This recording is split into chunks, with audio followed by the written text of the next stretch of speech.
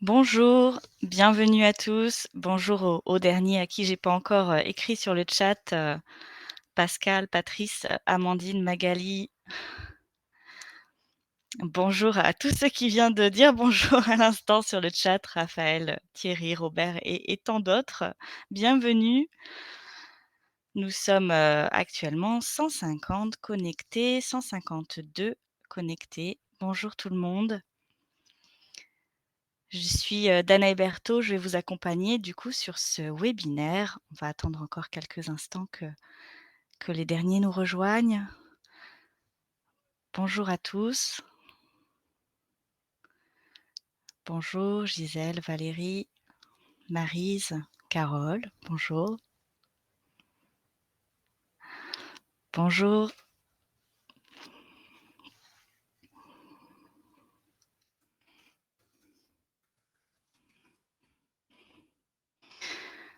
« 175 connectés. Bonjour à tous. Bonjour Jérémy, Nathalie, David, Sandrine. Nous sommes nombreux, je suis, navrée pour ceux, dont le prénom, m'échappe, dans les différents bonjours, voilà. Bonjour Anouk, Sylvette, Marie aussi. Bonjour à tout le monde. Ravie de vous accueillir pour ce webinaire.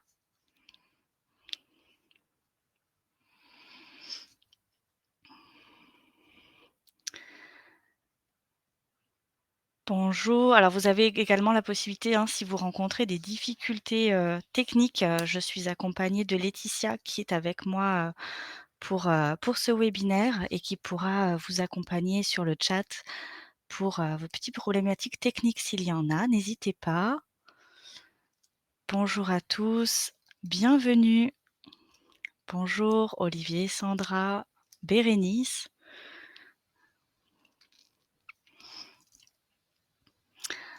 Bonjour.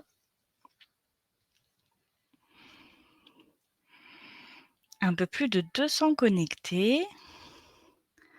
Donc nous en attendons encore quelques-uns normalement. On va attendre encore, une petite minute ou 2 avant de démarrer et puis ensuite, je vous évoquerai le programme qu'on va avoir ensemble aujourd'hui. Bonjour Myriam, Audrey, Anne, Thierry, bienvenue.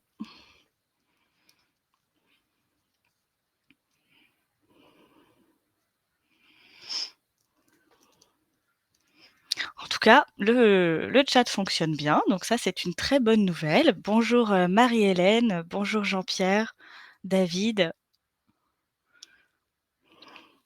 Bonjour Jack.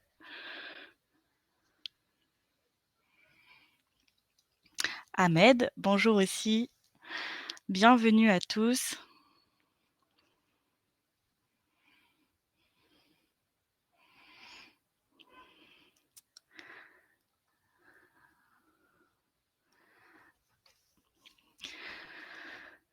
« 223 participants actuellement. Bonjour Guillaume, Céline,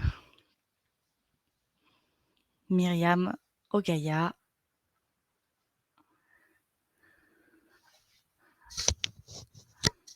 Myriam, vous ne nous entendez pas.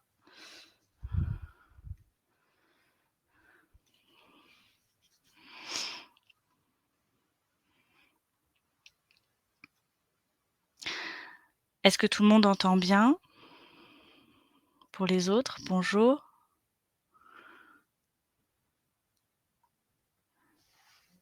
Frédéric ne nous entend pas également.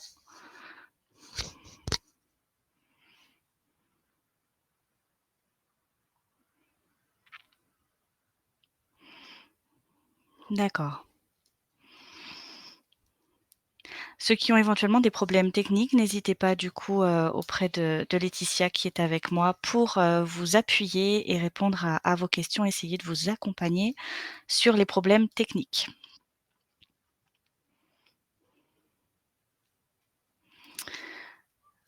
Bonjour à tous, merci beaucoup pour, vos retours, ceux qui m'ont répondu, sur, le fait que vous entendiez bien, c'est parfait. On va démarrer donc, je suis ravie de vous accueillir, dans ce webinaire. 240 personnes sont connectées actuellement. Ravie, de vous accompagner, voilà, sur ce thème. Aujourd'hui donc, je suis, Dana Hébertot. Je suis psychologue du travail, accompagnée donc de Laetitia aujourd'hui, qui répondra à vos questions sur le chat, pour me soutenir, dans l'animation de ce webinaire, comme nous sommes nombreux, comme vous pouvez le constater. Voilà, donc nous allons, aborder le sujet de, comprendre le stress pour mieux le maîtriser, hein, le sujet de ce webinaire aujourd'hui.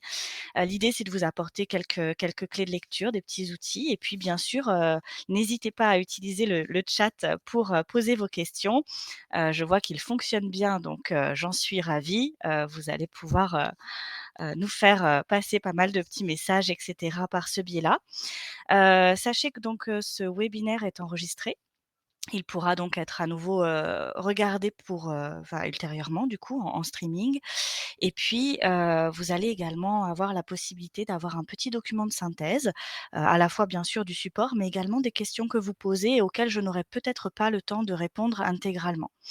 Donc ce que je vous propose de faire, c'est que, il va y avoir plusieurs parties, hein, dans ce webinaire ensemble, que l'on a, pour l'heure à venir et donc je vais prendre un petit moment à la fin de chaque partie pour répondre, à quelques questions qui ont été posées dans l'intervalle et puis également en fin de webinaire, évidemment.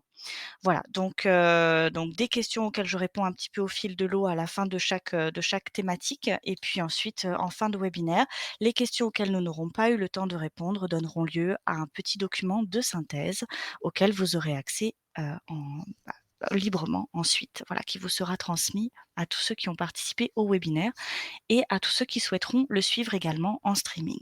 Voilà, donc on va démarrer. Je vais vous parler du coup maintenant du sujet du jour, du programme. Donc on va aborder ensemble le stress et ses mécanismes, en quoi ça consiste, comment ça fonctionne d'une certaine façon.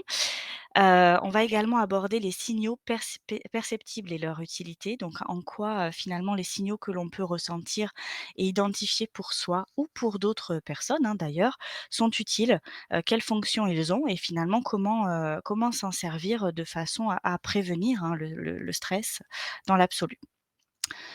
Comment réagir donc face à ces situations et à des situations qui sont susceptibles de générer du stress pour soi-même, éventuellement du coup de pouvoir aider, d'autres personnes dans ces situations-là également et voilà des petits leviers, pour mieux se connaître et élargir progressivement sa zone de confort dans les situations que l'on peut qualifier de stress ou de stressantes. Voilà pour le programme du jour. Donc, pour, démarrer sur ce sujet, le stress et ses mécanismes. Donc tout d'abord, ce qui est important d'avoir à l'esprit, c'est que le stress est une réponse physiologique, normale et naturelle à un stimulus extérieur et c'est un processus qui est tout à fait commun. C'est, notre organisme est conçu comme ça, il est conçu pour ça, et donc c'est en fait une réponse qui permet de mobiliser l'énergie.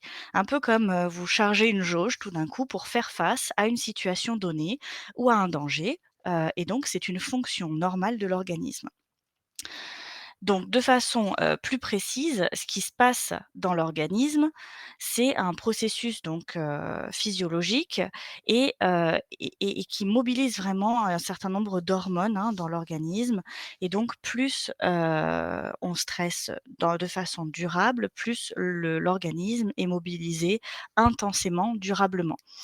Ça, comme on mobilise intensément l'organisme, ça génère, nécessairement plus d'énergie que lorsqu'on n'est pas en situation de mobilisation de son organisme et donc c'est plutôt le stress durable versus le stress ponctuel, qui va générer des difficultés, à terme pour l'organisme parce qu'il n'a plus assez le temps et l'énergie de se, régénérer, en fait, de se reposer. Voilà. Hem, donc le processus plus spécifique du stress par rapport à ça, c'est 3 grandes étapes. Donc on a un premier moment, qu'on appelle le la phase d'alarme, hein, l'étape, la première étape, c'est le signal, en fait, le stimulus, qui est, face auquel vous retrouvez. Ça peut être, dans un premier temps, par exemple, je sais pas, vous sursautez, donc on est sur une phase d'alarme, vous sursautez parce qu'il y a quelque chose qui vous surprend, et donc on est sur, le cerveau qui va mobiliser un certain nombre de, commandes, hein, de glandes surrénales et de sécréter un certain nombre d'hormones, notamment les catécholamines, qui, permettent en fait de se mettre en vigilance. Voilà, votre organisme se met en vigilance et ça le mobilise. Donc c'est un petit peu, comme, quand on va, se préparer à soulever une charge lourde ou des choses comme ça, hein, voilà, on se mobilise pour pouvoir faire face à la situation face à laquelle on se retrouve. Ensuite, il y a la deuxième étape qu'on va appeler la phase de résistance. Si la situation dure, on va mobiliser un certain nombre d'autres, ressources, physiologiquement encore une fois, hein, naturelles, qui vont permettre en fait de faire face de façon plus durable à une situation donnée. Donc là, on va plutôt être sur, les glucocorticoïdes et notamment le cortisol. Le cortisol qui est une hormone, particulière, qu'on associe d'ailleurs assez régulièrement au stress, puisqu'en fait c'est, une hormone qui va vraiment permettre de faire fonctionner l'organisme un peu en sur-régime pour faire face. Donc, c'est un petit peu ce qu'on va appeler un peu la sensation d'adrénaline, quand on a un petit peu la pression d'une situation, quand on sent qu'il faut, être particulièrement focus, particulièrement concentré, ce genre de choses. C'est aussi lié à justement, bah, l'émergence du cortisol dans l'organisme qui permet en fait de mobiliser vraiment vos ressources, physiologiques, physiques, cognitives pour faire face à une situation donnée. Et donc, comme je l'évoquais tout à l'heure, là, on est sur un processus tout à fait normal et naturel pour faire face à toute situation, donnée, hein, de stress potentiel. Et donc la troisième étape, elle est plutôt sur la durabilité de la situation. Lorsqu'on est dans une phase de résistance longue, donc lorsqu'on mobilise en sur-régime son organisme de façon durable, on va être plutôt sur du coup la troisième étape qu'on qualifie d'épuisement, c'est-à-dire que votre organisme n'a pas le temps suffisant, pour se régénérer, hein, pour remobiliser, pour se recharger en énergie, si on prend cette métaphore-là. Et donc du coup, vous allez avoir un petit peu brûlé vos ressources internes et sentir là, du coup, la fatigue un peu chronique qui commence à arriver, la difficulté à se concentrer et autres. On réabordera les signaux juste après, mais voilà, c'est pour donner un petit peu une idée du processus, physiologiquement, ce qui se passe dans l'organisme lorsqu'on est face à une situation, de stress. Mais on est bien sur un processus normal. Donc il s'agit plutôt d'être attentif aussi aux signaux et à ce que nous donne à voir notre organisme du coup dans ces différents moments-là, ces différentes étapes-là, pour justement éviter, bah, d'arriver à une situation de fatigue, ou d'épuisement.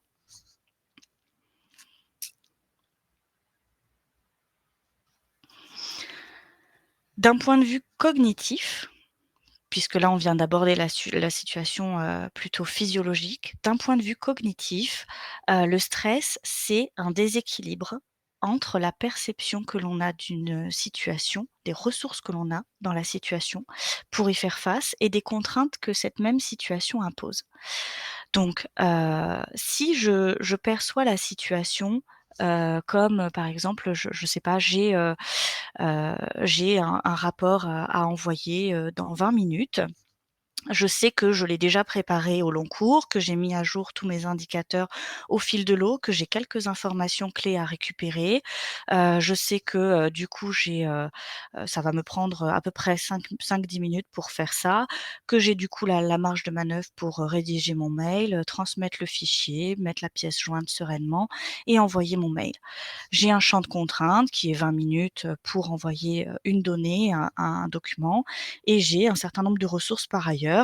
J'ai pu m'organiser, j'ai pu anticiper, j'ai des indicateurs de suivi, ils sont à jour, et cetera et donc je me sens plutôt dans une forme de sérénité face à cette demande parce que le champ de contraintes par rapport aux ressources que j'ai pour y faire face, la perception que j'en ai, est équilibrée et donc ça me permet du coup d'aborder la situation avec sérénité.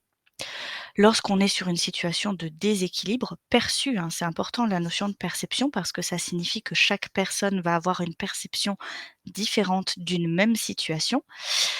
Donc lorsque l'on a un champ de contraintes ou un certain nombre de contraintes perçues, qui paraissent plus lourdes, plus grandes que les ressources que l'on a ou que l'on aurait pour y faire face, c'est là où on va commencer à ressentir le stress. C'est-à-dire que du coup, il va falloir mobiliser son organisme, hein, encore une fois, pour, heu, prévoir et permettre de fonctionner un petit peu en sur-régime pour faire face à la situation donnée.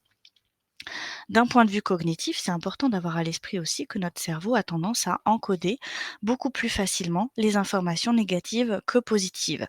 Et donc, on peut avoir des informations négatives ou des contraintes ou des difficultés qui deviennent un petit peu envahissantes ou qui prennent davantage de place et qui ont tendance à parfois occulter aussi les ressources que l'on a ou la perception spontanée des ressources que l'on a pour faire face à une situation. Voilà, donc c'est important d'avoir cette un petit peu cette logique de balance à l'esprit parce que ça peut vraiment donner, de la visibilité sur, bah, dans une situation donnée, je perçois un certain nombre de contraintes liées, mais ne pas oublier qu'il y a aussi potentiellement un certain nombre d'autres ressources, pour faire face à cette situation qui peuvent malheureusement se retrouver un petit peu masquées, un peu l'arbre qui cache la forêt d'une certaine façon, si je peux prendre, cette idée-là. Voilà, pour répondre à la situation et qu'on a tendance à ne plus avoir à l'esprit parce que la partie, plus contraignante devient un petit peu plus envahissante.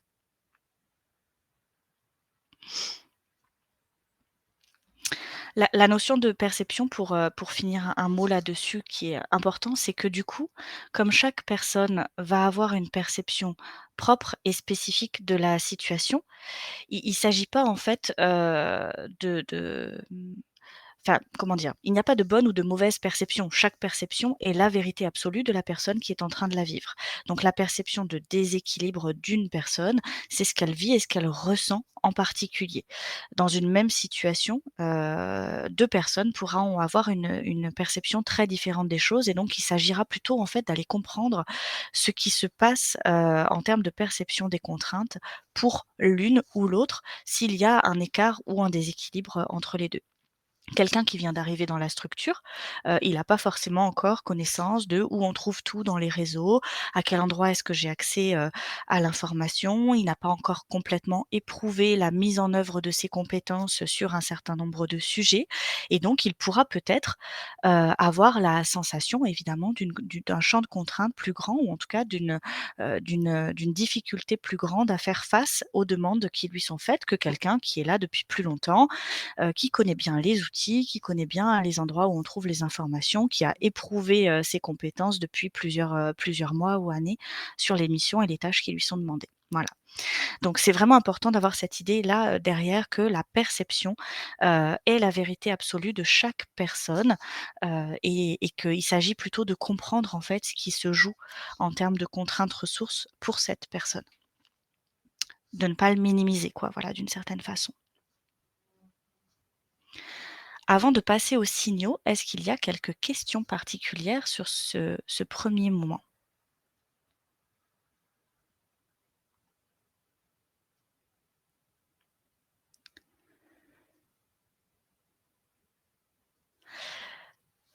Alors je ne crois pas avoir de questions pour l'instant. OK. Alors du coup, je vous propose qu'on continue sur les signaux. Les signaux, ça va être la part visible d'une certaine façon ou perceptible justement de l'état de stress. On l'a dit tout à l'heure, il y a 3 grands niveaux, on va dire, de stress. Donc enfin 3 grandes étapes dans le cadre du stress. La première étape d'alerte qui est vraiment le signal qu'on perçoit, la personne qui vous fait sursauter derrière la porte parce qu'on l'avait pas vue. C'est soudain, hop là, on est sur quelque chose, le signal d'alerte, qui, nous mobilise, l'énergie qui mobilise notre organisme. Le côté plus durable avec la notion du coup de résistance et la phase éventuellement d'épuisement. Les signaux à chacune de ces étapes dans l'organisme, dans l'esprit ou dans le corps sont différents puisque du coup ils ne prennent pas évidemment la même place ou même la même intensité. Dans la phase d'alerte, on va avoir par exemple des signaux plutôt de la petite tachycardie, hein, le petit pic au cœur, parce qu'on a été surpris ou autre, les jambes un peu en coton ou les jambes lourdes, ça peut être aussi les petites rougeurs sur les joues ou la gorge, au niveau des signes physiologiques, hein, de l'organisme, éventuellement aussi une augmentation un petit peu de la sudation et de la transpiration. Dans la phase de résistance, on va percevoir des signes plutôt, type maux de tête, fatigue, commence à avoir un peu des signes de fatigue ou éventuellement la sensation d'anxiété ou d'angoisse, de tension musculaire aussi, hein, au niveau des cervicales, au niveau des trapèzes, dans le dos, ce genre de choses. Puisqu'en fait, on est vraiment sur ce côté, comme, on le disait tout à l'heure, on est en train de faire face à, donc on est mobilisé pleinement pour et potentiellement aussi un petit peu des fois des difficultés plutôt d'ordre, digestif ou intestinal, des petits maux de ventre, des choses comme ça. Donc quand vous commencez à percevoir ces signes-là, vous êtes sur votre organisme qui fonctionne un peu en sur-régime et qui commence à fonctionner un petit peu en sur-régime depuis déjà quelque temps. Dans les signes plus critiques, hein, lorsque on a malheureusement, un petit peu, hem, qu'on a dépassé toutes nos ressources d'une certaine façon, épuisé, voilà, nos ressources, on va avoir plutôt des symptômes, effectifs. Donc, des troubles à la santé potentiels, qui sont liés au taux excessif, hein, notamment d'adrénaline et de cortisol dans l'organisme et qui là peuvent générer des pathologies, physiques, avérées et il y a pas mal d'études évidemment sur le sujet, hein, telles que des troubles, cardiaques, troubles digestifs. On va avoir par exemple les colites, les ulcères, à l'estomac, ce genre de choses. Tout ce qui vient toucher à la cognition, on va peut-être, percevoir, des troubles avérés à la mémoire, des troubles de l'attention, des troubles de la rétention d'informations, des troubles de la concentration, et puis tout ce qui touche plutôt à des affections de l'humeur, ou de l'état d'esprit psychologique, hein, où on va être plutôt sur de la dépression, du burn-out des affections psychologiques de cet ordre. Donc dans une autre, typologie, on va dire, de classement, hein, et de catégorie de ces impacts-là à la santé, on a donc les troubles psychiques et émotionnels, un état de stress chronique qu'on ressent, une hypersensibilité, tout ce qui va toucher, plutôt à la question des émotions, hein, donc hypersensibilité, on se sent irrité, à fleur de peau, fatigué, voire même épuisé durablement, la difficulté à trancher, à décider, à arbitrer. Alors il y a des personnes qui aiment bien avoir plein de choix, hein, ça peut faire partie des traits de personnalité, c'est pas forcément un état de stress avéré évidemment, mais il peut y avoir des fois des difficultés quand c'est pas dans son tempérament naturel, que ça soit malheureusement une conséquence. Les troubles de la mémoire, j'en ai parlé.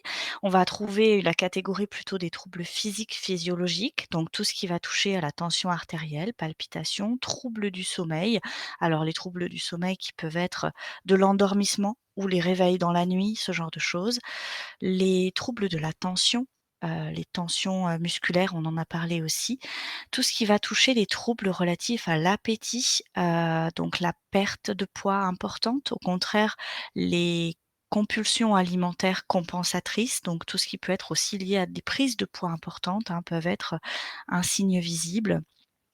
Les défenses, la baisse des défenses, immunodéficitaires, ça va être vraiment, tout ce qui va, vous allez être davantage malade en fait, hein, voilà, vous allez, avoir davantage, des maux de gorge, des rhumes, des choses comme ça, puisque votre organisme est mobilisé à autre chose et donc, vous, perdez malheureusement un petit peu de capacité à faire face aux autres petites bactéries, de la vie quotidienne. Et les troubles comportementaux, donc perte de l'empathie, quand on est en état de stress, je parlais tout à l'heure d'une forme de focus, un petit peu de son attention et autres. Donc ça peut être une focus sur les sujets, et l'objectif que l'on souhaite, dépasser et vivre, enfin voilà et enfin la situation qu'on souhaite dépasser ou alors, un focus un peu sur les choses aussi, négatives et quand on commence à aller pas bien, une forme de recentrage sur soi-même qui peut aussi conduire à ne plus être en capacité, de regarder, ce qui se passe pour les autres en fait, hein, quelqu'un qui va pas bien, est très centré sur lui-même parce qu'il est déjà en train de faire face au fait qu'il va pas bien. Les conduites addictives, les difficultés, relationnelles et tout ce qui peut être un petit peu les tensions, hein, les petites, disputes et cetera, sautes d'humeur, perte du sens de l'humour et cetera. Je vois qu'il commence à y avoir quelques petites questions. Donc Thierry, est-ce qu'il y a forcément une alerte? Le stress ne peut-il pas provenir d'une accumulation de charges? Alors bien sûr, il peut y avoir effectivement un effet cumulatif, hein, de pas mal de choses, puisqu'on peut être sur, des «contraintes» entre guillemets qui commencent à s'additionner dans la balance, de plusieurs situations diverses. Donc évidemment, on en parlera aussi un petit peu après. Il y a des piliers qui font ressources et si plusieurs de ces piliers commencent à être fortement affectés, évidemment l'effet cumulatif est aggravant, voilà.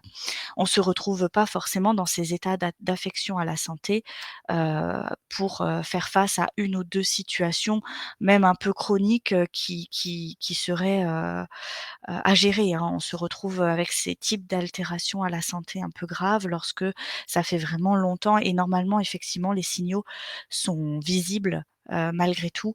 Peut-être pas toujours soi-même, hein, pour répondre aussi à la question de Robert en parallèle. Est-ce qu'on est capable de les analyser seul? On peut s'en rendre compte seul, c'est aussi l'objet de cette petite sensibilisation webinaire aujourd'hui, hein. C'est-à-dire que ça permet de rendre compte un peu de ce sur quoi il faut être attentif, mais aussi surtout on peut l'observer pour quelqu'un, et surtout quand on se connaît déjà bien, hein, ses collègues, ou ses proches, on voit et on perçoit ces changements-là dans leur fonctionnement, dans leur, attention, enfin voilà, dans leur relation à et cetera.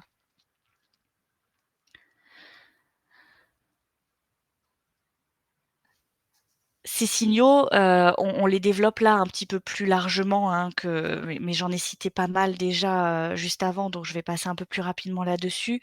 Mais voilà, des impacts à la santé physique, ce sont des signaux qui ne sont pas toujours visibles pour l'extérieur, mais que l'on peut voir aussi pour l'extérieur. Donc ça répond un petit peu aux questions, aussi qui étaient évoquées. Sur, la question des impacts psychologiques ou cognitifs, là, c'est des fois un peu plus difficile s'il n'y a pas la verbalisation de la personne. Mais quelqu'un qui, par exemple, se met à beaucoup noter parce que sinon il dit: «Bah, en ce moment, j'arrive plus à retenir les choses», ça peut être un petit signe visible souvent dans la verbalisation d'une difficulté qui, des fois, est un petit peu minimisée ou rendue anodine, bah, parce que, voilà, on se rend pas forcément compte que c'est quand même une différence majeure par rapport à ce qu'on est capable de retenir d'habitude. Donc voilà, je vous aurez accès aux petits supports, mais voilà, il y a pas mal de petits, indicateurs, de différentes natures, hein. On en a cité pas mal. La perte d'intérêt, les humeurs un petit peu dépressives, le sentiment de tristesse, voilà, sont aussi, des choses, à observables potentiellement. Quelqu'un qui est plutôt très enjoué, habituellement, qui se replie un peu sur lui, qui mange tout seul dans son bureau.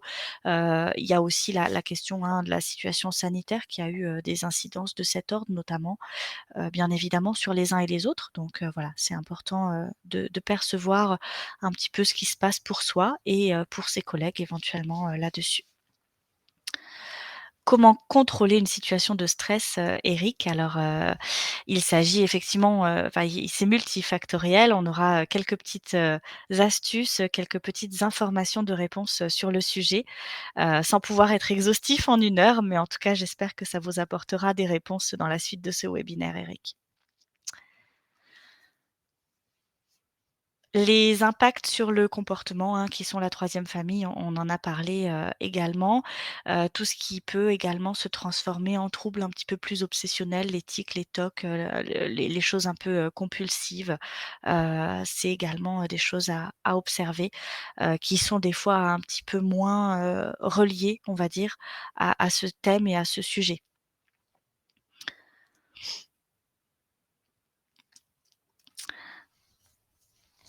De manière générale, du coup, vous l'aurez compris, hein, il s'agit d'identifier au plus tôt les signes que l'on perçoit pour soi-même et pour les autres, pour pouvoir identifier comment, finalement rééquilibrer la balance, de la perception contrainte-ressource, comment identifier des solutions constructives pour soi-même, pour son collègue ou ses proches et comment mettre en place ou être force de proposition sur des actions ou des besoins, que l'on a, pour pouvoir faire redescendre un petit peu justement cet état de stress. Donc Lilian, comment inverser le processus afin qu'il ne soit pas reprochable par notre hiérarchie? C'est aussi ce qu'on va pouvoir aborder dans les petites astuces suivantes, c'est-à-dire effectivement, comment, verbaliser finalement, de façon plus objectivable, un état que l'on ressent pour pouvoir faire part, d'un besoin et aussi pourquoi pas être force de proposition parce que si on analyse bien pourquoi on se retrouve dans cet état de sensation de déséquilibre, on va pouvoir aussi proposer des choses pour pouvoir le faire redescendre puisqu'on identifie bien de quoi on a besoin soi-même. Voilà. Donc c'est un peu le processus que je vous propose après de balayer avec vous sur la suite. La période Covid n'est-elle pas fourre-tout, pardon, la période Covid n'est-elle pas fourre-tout, qui fait que l'on se dit que ce n'est pas le stress? Alors oui, Robert, pour répondre à votre question, la période Covid, effectivement, a eu des incidences qui sont non neutres. Elles sont un petit peu un facteur aggravant parfois ou un révélateur.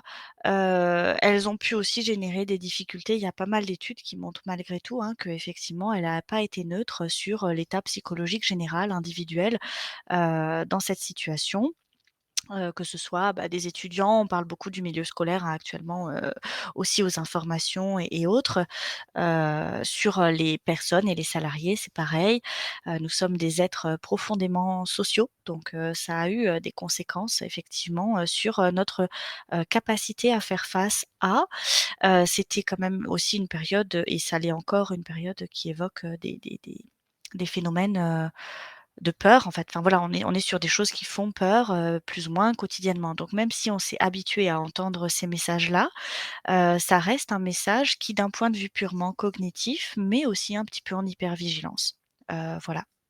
Au-delà du fait que ça a potentiellement amoindri les facteurs de ressources qu'on aura l'occasion d'aborder, qui sont de pouvoir être en interaction aux autres, et le fait d'être en interaction avec des amis, par exemple, ou avec des proches ou avec des gens que l'on aime, est une ressource majeure qui fait redescendre le taux de cortisol dans l'organisme et donc le taux de stress, voilà. Donc c'est lié, mais ça peut avoir un effet fourre-tout, dans votre formulation pour reprendre votre formulation, mais en tout cas, c'est pas sans lien. Voilà. Donc l'idée, c'est de pouvoir identifier au plus tôt. Et donc par rapport à ce que j'évoquais, juste avant, on va essayer de partager quelques astuces avec vous sur l'identification. Finalement, je transforme ce signal-là, ou ces signaux qu'on vient d'évoquer à l'instant, de façon à traduire un besoin, à identifier quel est le besoin sous-jacent pour moi-même lorsque je ressens ce que je ressens.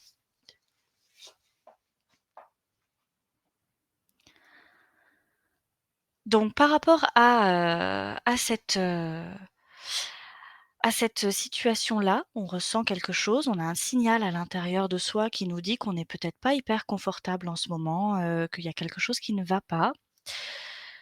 Heu, je on va partager une technique de communication, qui est issue du coup des modèles de communication, bienveillante, hein. L'idée, c'est de pouvoir en fait identifier quelle est la situation? Qu'est-ce qu'elle évoque ou en quoi elle résonne pour soi? Et comment du coup la transformer, en un message audible, pour son interlocuteur? Tout à l'heure, on a dit que le stress était une affaire de perception. Comme, chacun peut percevoir les choses d'une façon très différente, hein, je pense aussi des fois entre liens hiérarchiques, entre services, entre métiers, on peut se retrouver et du coup à ne pas, forcément toujours parler exactement le même langage ou à ne pas regarder la situation du même angle de vue et donc nécessairement, du coup, ça nécessite de pouvoir faire attention à la façon dont on, objective, en fait, un petit peu ce qu'on ressent, pour pouvoir en faire quelque chose de constructif ensemble. Voilà. Donc on s'exprime avec, sincérité, mais également on écoute avec empathie. L'empathie, c'est la capacité à pouvoir regarder ce qui se passe de la fenêtre de l'autre. Donc on a soi-même son point de vue, soi-même sa fenêtre, soi-même son angle de regard d'une situation, si je peux dire ça comme ça. L'empathie, c'est la capacité, sans oublier son propre angle de vue, hein, évidemment, d'aller regarder depuis la fenêtre de son interlocuteur, ce qu'il se passe pour essayer de comprendre, vraiment, ce qu'il dit. Et donc du coup, l'idée, c'est d'être attentif beaucoup plus aussi à ce que nous exprimons soi-même et à ce que, son interlocuteur, va exprimer. Donc pour vous donner un petit exemple concret sur cette partie-là, le signal, donc une information à décoder pour identifier un besoin non satisfait qui se cache dessous et donc de pouvoir donner des indications. C'est vraiment un moyen de vous donner de l'information, sur il y a quelque chose qui ne va pas. Quand on ressent la peur, par exemple, si on se met à avoir peur, votre organisme, cette émotion ressentie, votre organisme vous dit quelque chose. J'ai peur, je sais pas moi, par exemple, j'ai peur parce qu'il y a une voiture qui vient de passer très vite devant moi et je ne l'ai pas vue arriver, j'avais ma musique sur les oreilles ou quelque chose comme ça. Donc on va ressentir la peur. La peur est une information utile face à une situation donnée qui vous donne une information, sur un besoin. C'est le besoin, c'est, là vous avez besoin d'avoir été enfin d'être protégé, de pas être en danger, dans la situation donnée, par exemple. Donc, ce que je vous propose, c'est, du coup 4 petites étapes, pour pouvoir verbaliser finalement, entre le signal ressenti et le besoin sous-jacent qui se cache dessous, une demande, sans exiger, sans imposer, pour pouvoir avoir, la possibilité de parler un petit peu le même langage lorsque l'on a cette fameuse perception propre à chacun. Donc une première étape, c'est j'observe la situation de façon objective, sans jugement. Je prends en compte ce que ça éveille pour moi, les sensations, les sentiments, les signaux, hein, qu'on a évoqués assez longuement juste avant.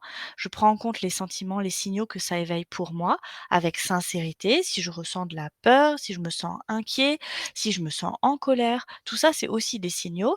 Il y a également tous ceux qu'on a évoqués juste avant, hein. Je me sens fatiguée. Pourquoi je me sens fatiguée? Je me sens tendue au niveau des épaules. Tout ça, ça rentre, hein, là-dedans. Et donc le pourquoi, bah, pourquoi je me sens comme ça? De quoi j'aurais besoin pour, du coup, faire redescendre pour moi la pression, et donc ne plus ressentir, hein, cet état de stress. Donc le besoin, je regarde quels sont les besoins qui sont liés à ces sentiments et je formule ma demande pour pouvoir obtenir ou mettre en place quelque chose, de constructif pour faire face à cette situation. Si on remplit cet exemple, je vois qu'il y a pas mal de questions, je prendrai un petit instant dans quelques instants pour y répondre. Si on prend cet exemple, d'étape concrètement avec une situation qui peut tout à fait se produire, dans la vie professionnelle, par exemple.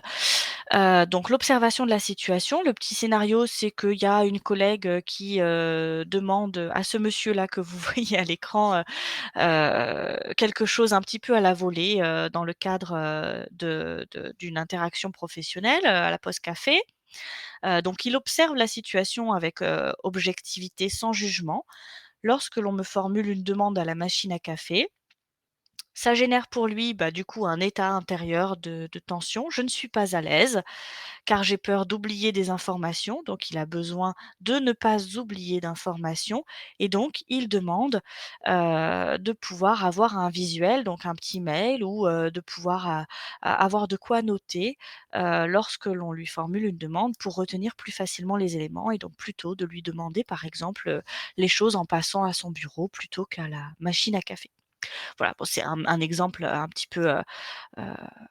peu simple, pour pouvoir aborder l'étape, mais c'est important de l'avoir à l'esprit parce que du coup, ça marche dans tout type de situation, et formulé comme ça, si vous voulez, ça donne une piste d'action résolutoire, qui permet donc de tenir compte de son état et donc de ses besoins et de verbaliser surtout ses besoins. Parce que si on ne les verbalise pas, ben, personne ne peut deviner, comme je vous le disais tout à l'heure, puisque la perception est propre à chacun d'entre vous et donc vous pouvez avoir tous une lecture différente de la situation et cette lecture, elle est liée à plein de choses. Elle est liée à votre histoire, elle est liée à votre, bagage professionnel, personnel, à votre moment de la vie. Tous n'avons pas les mêmes, voilà, vécus, historiques, inquiétudes, compétences, enfin et autres et donc du coup, bah, chaque situation est propre, aussi dans sa perception à chacun.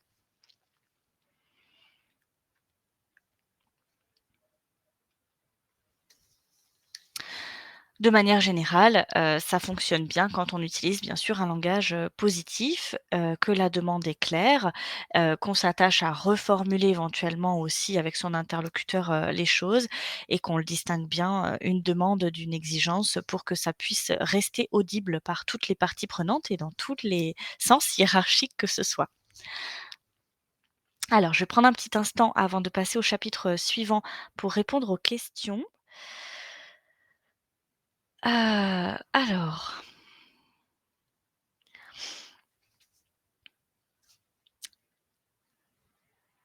Alors Didier, le stress permet-il de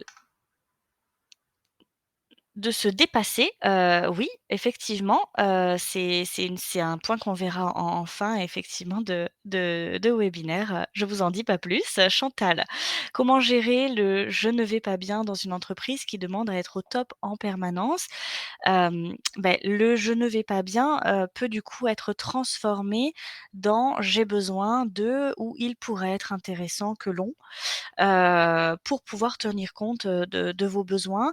Après effectivement, s'il y a des situations, qui vous affectent ou qui affectent, hein, plus largement, quelqu'un, bien évidemment de pouvoir identifier les interlocuteurs auprès de qui, s'adresser, hein, dans toute entreprise, pour pouvoir, faire face, à ces situations, éventuellement réfléchir à des solutions et effectivement vous avez, aussi, raison de le souligner, hein, quand, on ne va pas bien, c'est, ce qu'on disait, tout à l'heure, hein, c'est sa perception de la situation qui est une vérité absolue pour soi-même et si les autres ne ressentent pas la même chose, ça peut être aussi intéressant, de d'échanger sur, bah, comment ils s'y prennent pour, ou, qu'est-ce qui fait que, de façon à pouvoir identifier aussi peut-être des ressources complémentaires, comme on peut avoir un petit peu le cercle, hein, qu'on évoquait, tout à l'heure, de difficultés où la difficulté devient envahissante et que l'on occulte, pas volontairement, hein, évidemment, des fois des ressources que l'on a à sa disposition,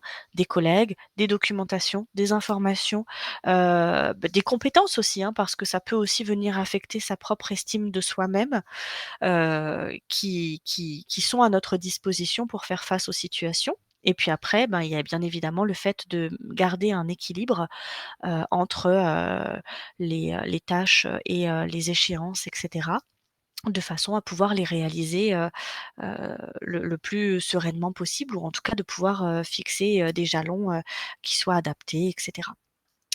Ludivine, comment faire comprendre à un collègue qu'il a tous les symptômes, mais qui ne veut pas l'admettre? Alors, effectivement, on peut avoir une forme, de voilà, de focalisation, hein, ça rejoint un peu l'idée qu'on disait tout à l'heure aussi et de ne pas se rendre compte que l'on ne va pas bien.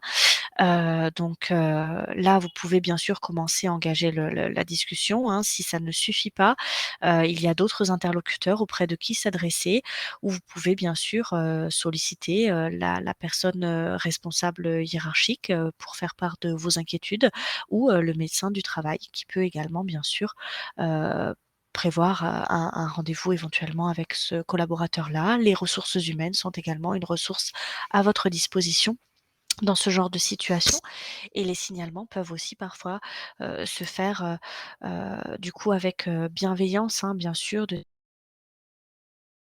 c'est pas, du tout, c'est toujours un petit peu difficile de faire, quand la personne n'est pas trop consciente qu'elle commence un petit peu à décliner, hein, dans sa santé.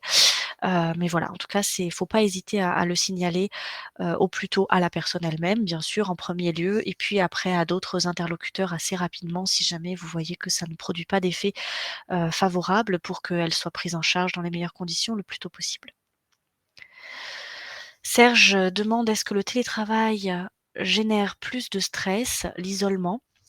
Alors, il y a plusieurs choses. Le télétravail, déjà, c'est une chose qui s'apprend. C'est-à-dire que l'on observe une très nette amélioration de la santé au travail en télétravail depuis quelques mois par rapport au tout début du premier confinement où les choses se sont faites de façon soudaine.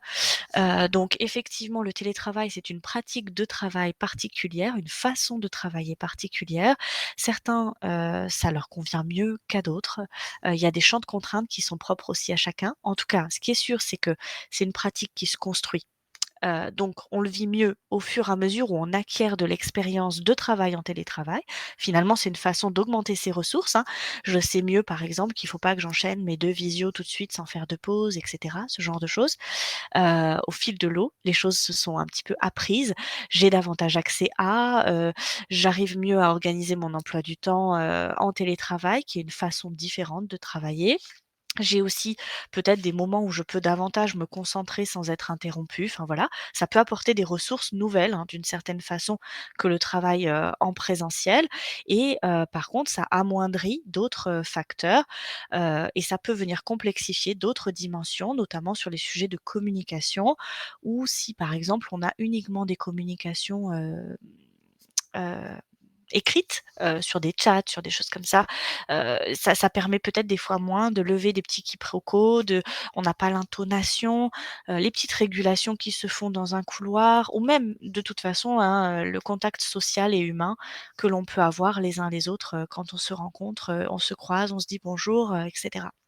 Donc il y a des choses que le télétravail permet de mieux, enfin, en tout cas, se construit pour mieux faire les choses d'une certaine façon depuis quelques mois et on observe vraiment une nette amélioration de la santé au travail en télétravail et il y a des choses qu'elle ne permet pas tout à fait de la même façon et donc c'est comment aussi identifier peut-être correctement quelles sont les choses que l'on fait en télétravail versus les choses qui sont importantes de maintenir en présentiel pour toujours cette idée d'équilibre et de fonctionnement constructif. Voilà.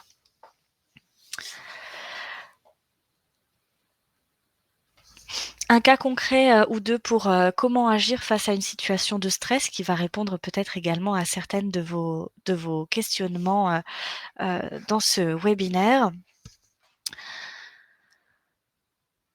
Donc pour commencer, une première petite situation, mon entreprise est concernée par une réorganisation. Comment réagir pour éviter que cela ne génère du stress?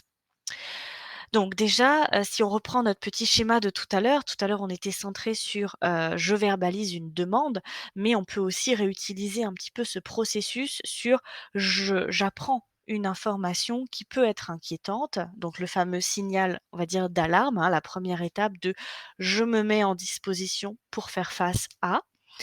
Donc on observe la situation de façon objective. Quelles informations on me communique? Qu'est-ce que j'ai en ma possession? Une réorganisation, de quelle nature?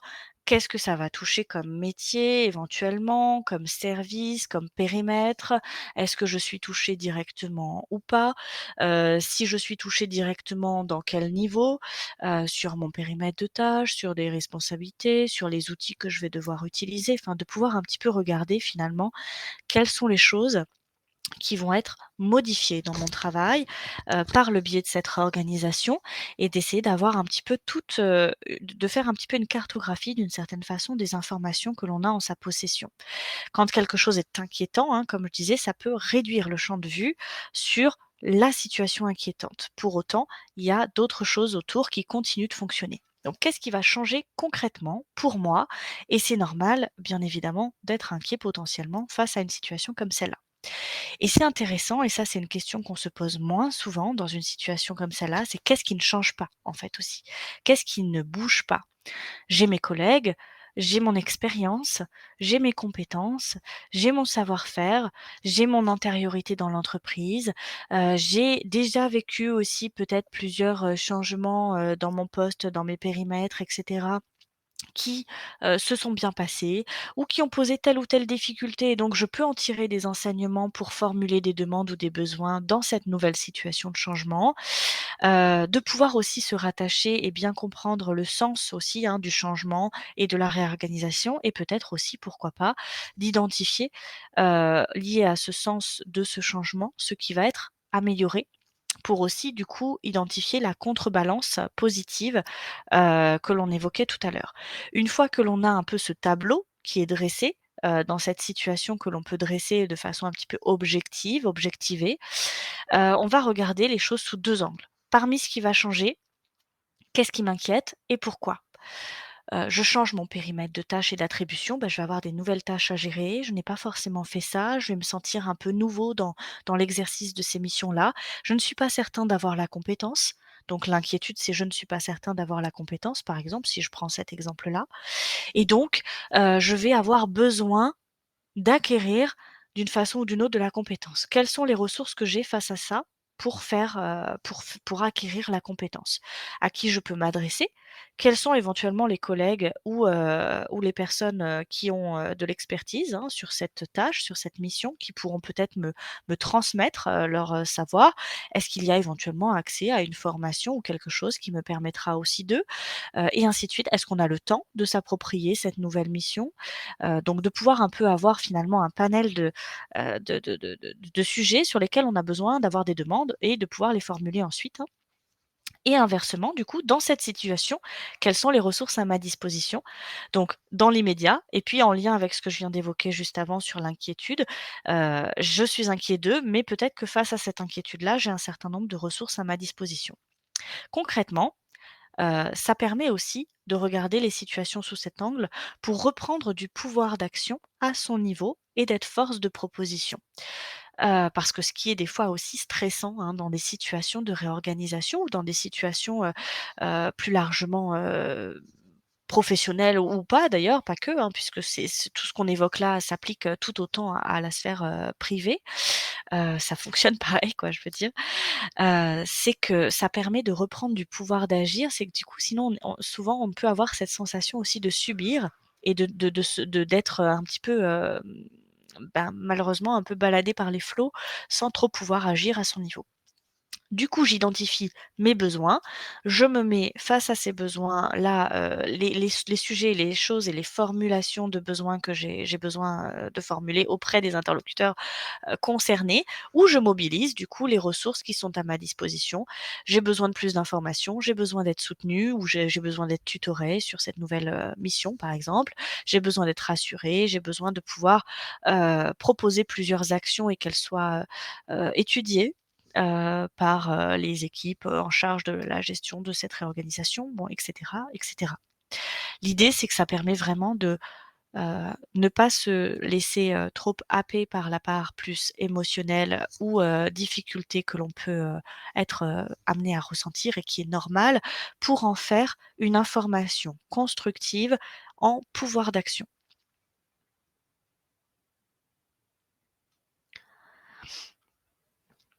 Une deuxième petite situation, une nouvelle organisation de travail en flex se déploie dans mon service et engendre des interrogations par rapport à mon équipe, à mes horaires de travail potentiels, au fait aussi de partager ma place de bureau, dans la situation de crise sanitaire et donc induisant un certain nombre de gestes barrières, hein, comme on en entend malheureusement beaucoup parler depuis, maintenant, bientôt 2 ans. Donc comment réagir pour éviter que cela ne génère du stress? Toujours un petit peu le même processus de façon objective la situation. Le, travail en flex, qu'est-ce que ça recouvre concrètement? Quelles sont les informations que j'ai en ma possession? Quels sont ou quels seront potentiellement mes horaires de travail? À quel moment je vais croiser ou pas l'équipe?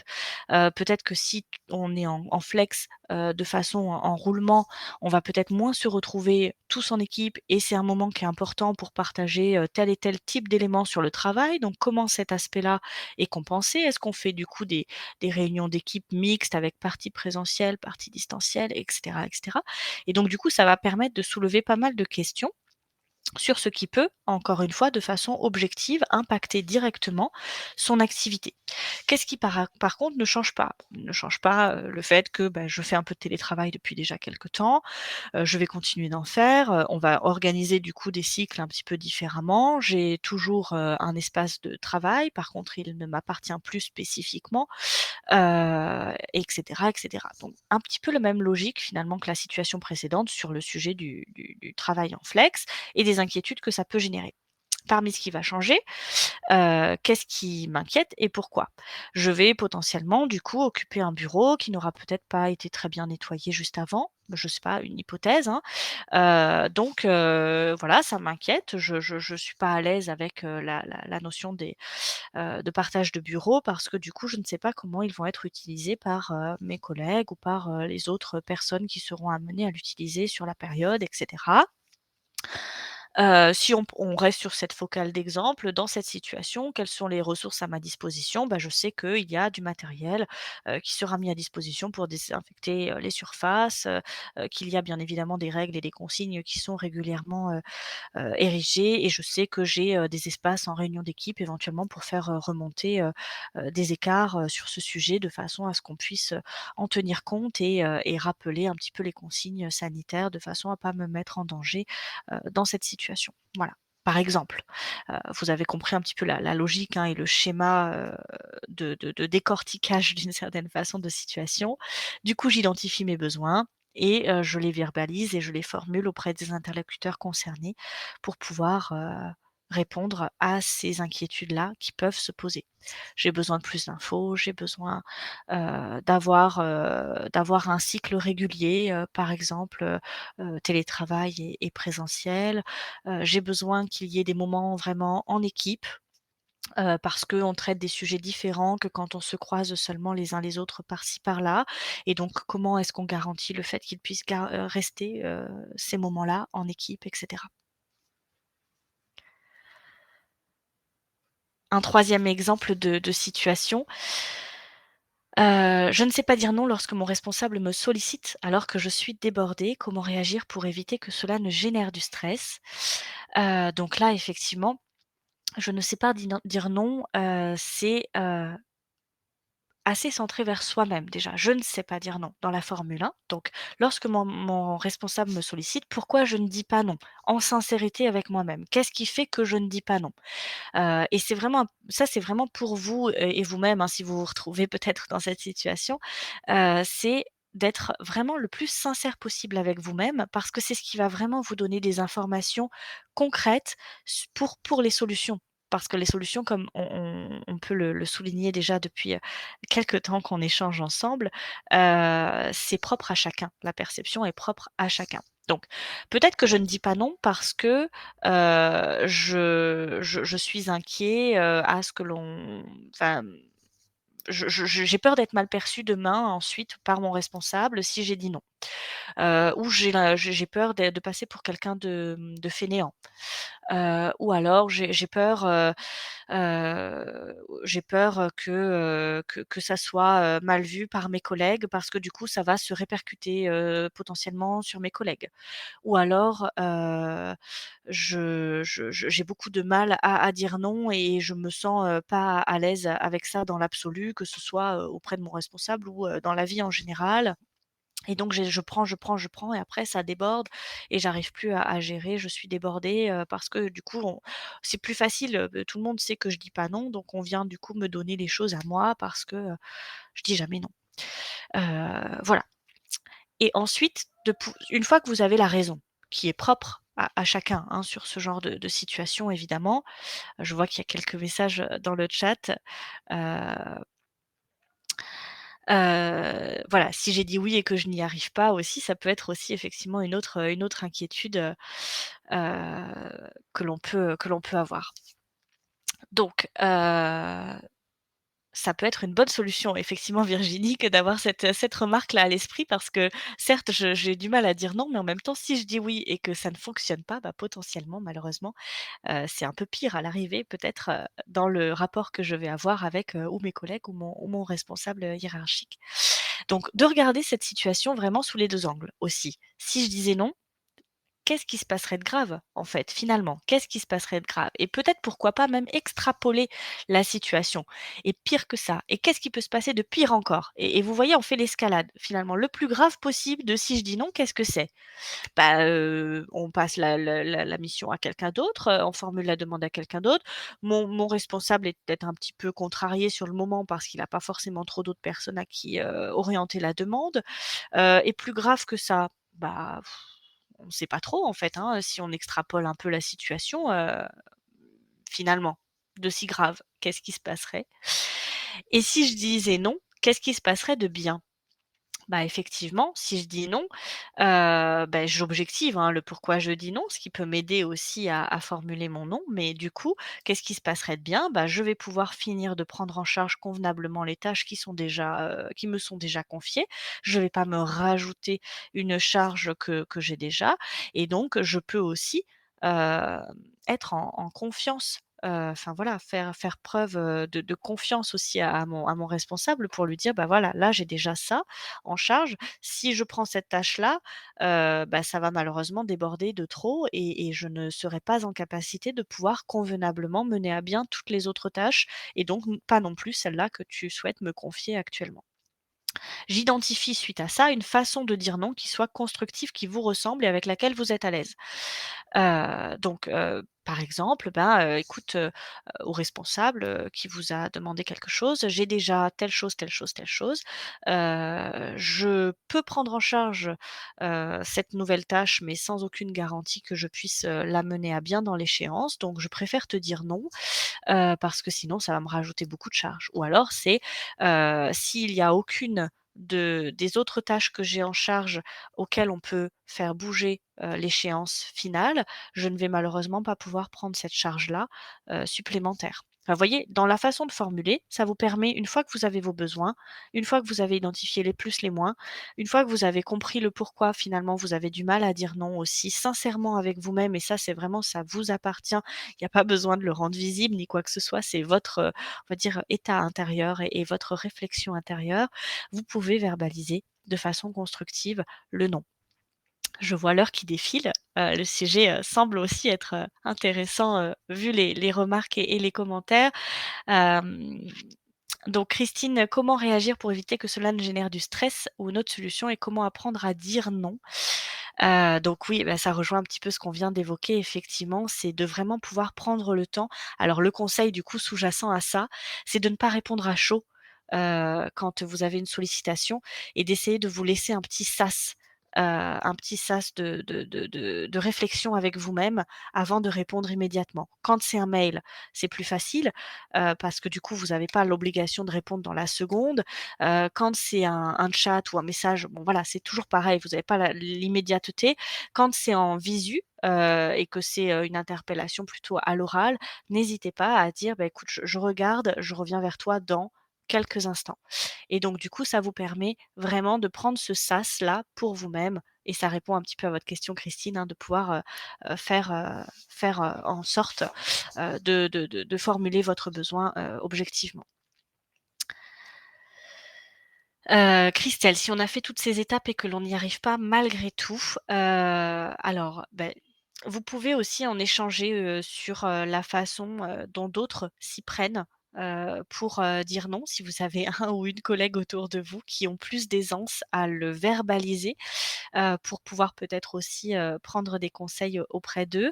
Après, vous pouvez aussi directement verbaliser à votre responsable, hein, si on reste sur ce cas de figure, que vous avez du mal à dire non, et que ça vous met en difficulté, et que donc vous avez besoin, peut-être à ce moment-là, de regarder avec lui la situation de charge et d'actualité et de priorité, avant d'accepter des nouvelles tâches, mais que c'est quelque chose que vous aimeriez faire avec, pour pouvoir, être, soutenu, dans la gestion de l'équilibre de votre charge, et des demandes qui peuvent, survenir. Voilà, j'espère que je réponds à votre question Christelle. Un tout dernier, chapitre sur quelques leviers, un peu plus rapidement, quelques leviers pour pouvoir, apporter aussi, un élargissement des zones de confort, hein. Tout à l'heure, il y avait une question là-dessus. Finalement, du coup, est-ce que le stress, permet finalement de se dépasser, hein? Je crois que c'était ça la formulation. Le prénom m'échappe, j'en suis navrée. Hem, donc on a la notion de zone de confort. La zone de confort, c'est vraiment ce qu'on maîtrise. C'est la zone dans laquelle tout est, confortable, et donc du coup, on est sur quelque chose qui ne génère pas de risque et donc de déséquilibre, hein, cette fameuse balance, que l'on a vue au début. Le risque, bah, c'est un petit peu de s'ennuyer, hein, parce que du coup, tout est connu, tout est maîtrisé, tout est maîtrisable, on est dans un environnement un peu bulle de coton, si je peux dire ça comme ça et tout va bien. La toute première zone, si on reprend le petit schéma qui est là juste après, c'est la zone de peur. La zone de peur, c'est justement on sort un petit peu le premier pas de sortie de la zone de confort, donc c'est accepter un nouveau challenge, se remettre en question, et on va peut-être avoir la fameuse crainte aussi de ne pas être à la hauteur, hein, si on accepte une nouvelle, tâche, une nouvelle, demande et cetera ou qu'on fait quelque chose de nouveau, même dans la sphère personnelle, hein, je ne sais pas, ce saut en parachute ou enfin ou d'autres, bon pour prendre des exemples un petit peu extrêmes, mais voilà. Vous avez compris l'idée. Donc la zone de peur, c'est du coup, c'est forcément une zone qui met en tension, et qui, conduit du coup à cette perception de déséquilibre. C'est normal, c'est naturel, hein, comme on l'a dit et si on analyse bien contraintes, ressources autour de soi, qu'on verbalise et qu'on formule ses besoins, ben, on fait de cette zone de peur une zone d'apprentissage, d'acquisition de nouvelles, compétences, de nouvelles connaissances sur soi-même, de nouvelles maîtrises, de situations aussi, que l'on a. Et donc du coup, c'est effectivement un moyen du coup de développer et de se développer, vers des nouvelles choses. De ne pas rester, voilà, uniquement sur les zones de confort. Après, il s'agit de le faire de façon, constructive, hein. C'est pas de se mettre à mal, dans tout un tas de situations, bien évidemment qui seraient, extrêmement déséquilibrées, où vous vous retrouvez à vous mettre à mal sur tous les piliers et cetera de votre vie, parce que vous voulez tester tout plein de choses et que du coup, il y a plus rien qui est stable et qui fait ressource aussi, hein. C'est important de garder cette logique, d'équilibre.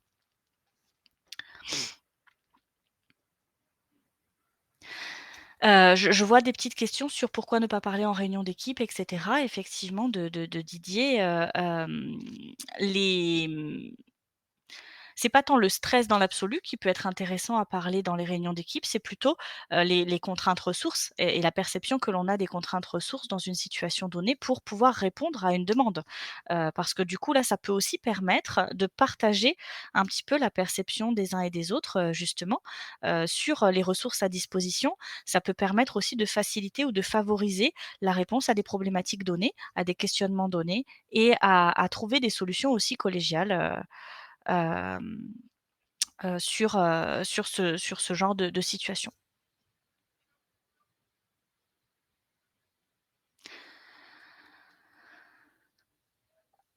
Dans la même idée, voilà, de ce que l'on évoquait juste avant avec la question des zones de confort, hein, vous avez un petit peu les signes, perçus et les choses, voilà, formulées un petit peu différemment, que juste avant, mais ça rejoint la même idée.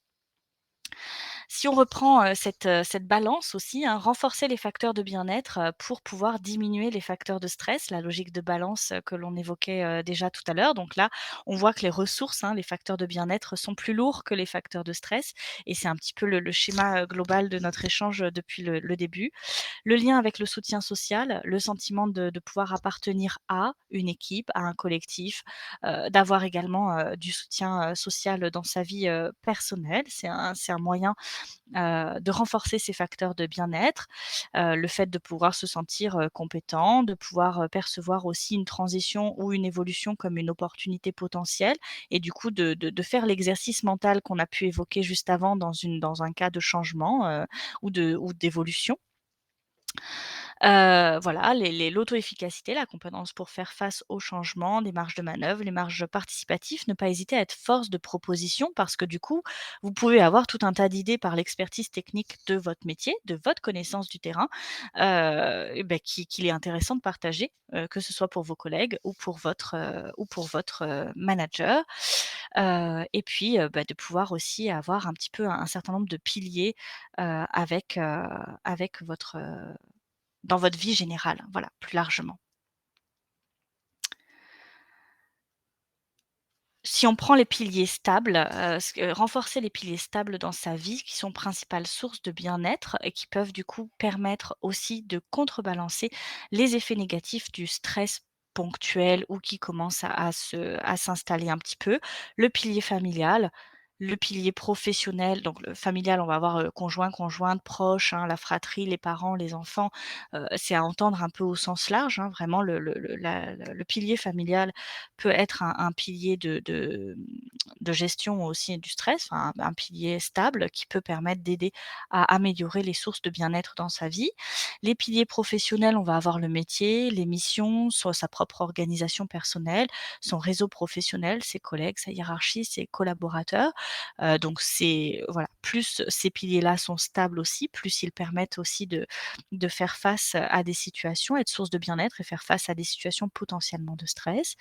Les piliers personnels, c'est aussi votre, propre, sphère de ressources personnelles, donc comment vous vous ressourcez, comment vous vous remettez en énergie, votre organisme, votre santé, la spiritualité, pourquoi pas, les valeurs, les principes de vie, les convictions, les rêves, les projets, voilà, tout ce qui est mis en place, pour vous-même, pour faire face à cela. Les piliers, sociaux, la vie sociale, la vie amicale, politique, artistique, culturelle et cetera.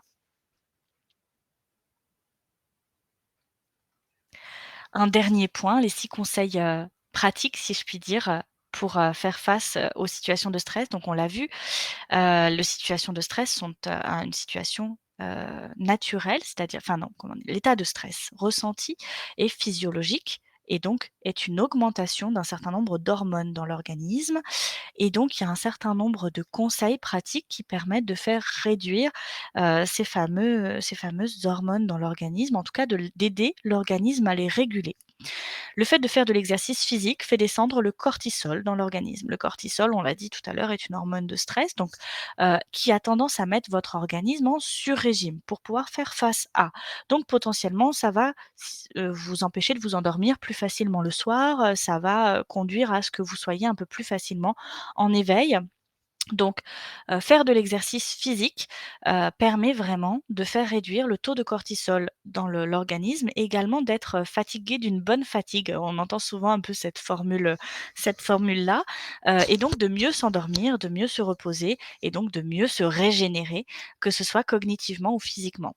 Améliorer son sommeil évidemment, hein, dans la lignée, directe du premier conseil, donc ne pas hésiter aussi à, écouter votre organisme. Quand vous commencez à vous sentir fatigué, en plus maintenant on a des superbes plateformes, pléthoriques de vidéos, de séries et autres qui, nous gardent attentifs et qui s'enchaînent.